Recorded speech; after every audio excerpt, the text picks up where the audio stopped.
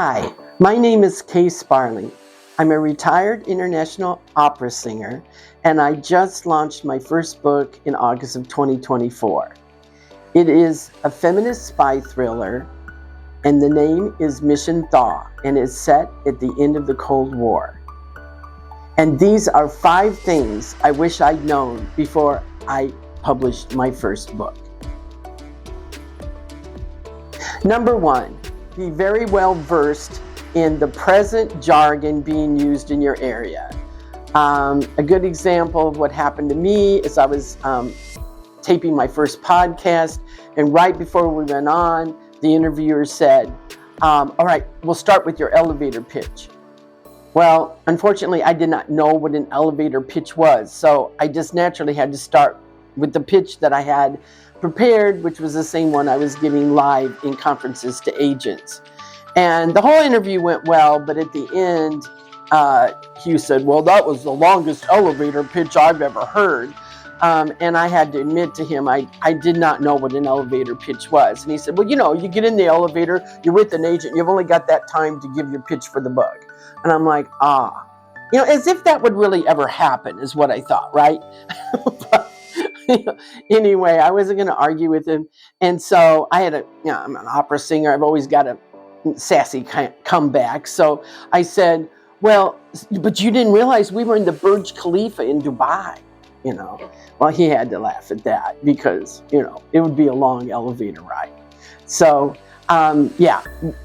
try to be on top of those things so that they don't catch you at it, because they love to catch you at things. Number 2, when I decided to write a book, I wrote an entire 90,000 word book. And then, of course, I needed to have some feedback on it. So I went to my nearest city nearby and looked into authors and asked them if they would read it, some professors, that kind of thing. And every time I handed them the entire book, they went, "You wrote an entire book?" Well, that made sense to me because I thought they'd want to hear the entire story. But apparently people don't do it that way. They just do a section and then they get comments to see, well, yeah, this has good bones, go with it, where think about where this might go and all. But no, I wrote the whole book. So I'm not thinking that's a really bad thing, but at the same time, I had a little humiliation over it. And so if you don't want to experience that, you might just give them a section of the book. Number 3, be wary of all the services that are going to get a hold of you soon as you go to one of these conferences, soon as you're even, inquiring about how to get published. They're going to come out of the woodwork, and so many of these services are totally reputable, and they may help you get to your goal of being published. On the other hand, there are so many grifters and so many scammers out there that are going to do nothing but take your money. So if you want to use one of these services, fine, but do your research. Find out if the person says, oh, I worked for Review Magazine for blah, blah, blah, blah, many years. Find out if that's true, because not all of what you see that is being sent to you is far from true.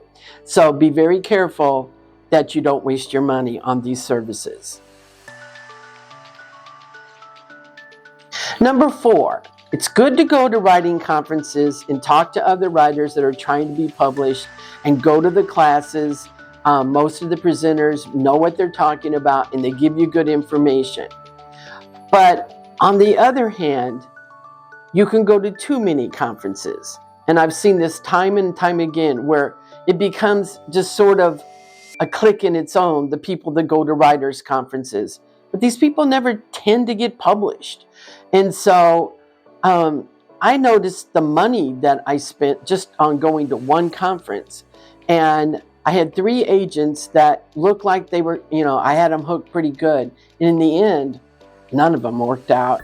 And so it didn't take much time for me to sit and think as a practical businesswoman, Well, I can go to all these conferences, you know, in San Francisco, Miami, New York, wherever, and I can have my ego stroked and, you know, think I'm getting somewhere. But the truth is, a lot of these people go all the time. They don't get anywhere. So maybe I should think about taking my money and self-publishing or hybrid publishing and actually have a book in my hand that I can actually go peddle, okay? That meant more to me than going to writers' conferences and meeting a whole bunch of famous authors that are never going to help me, or, you know, just talking to a bunch of writers and them all getting together for lunch and saying, oh yeah, it's tough out there, you know. Just think out of the box and think of where your money else could go, where else it could go.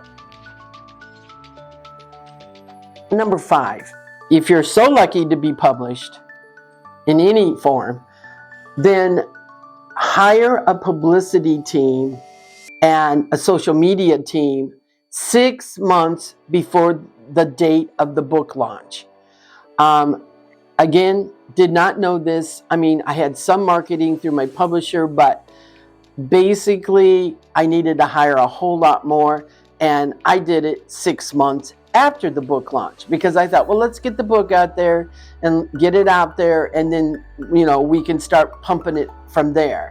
And now that I have a wonderful publicist, I have found that that was not the way to go.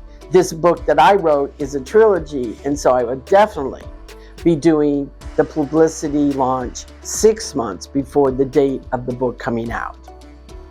So that's what I've learned, and I wish all the best luck in the world to all of you authors out there. And as international opera singers always say to each other, toi toi.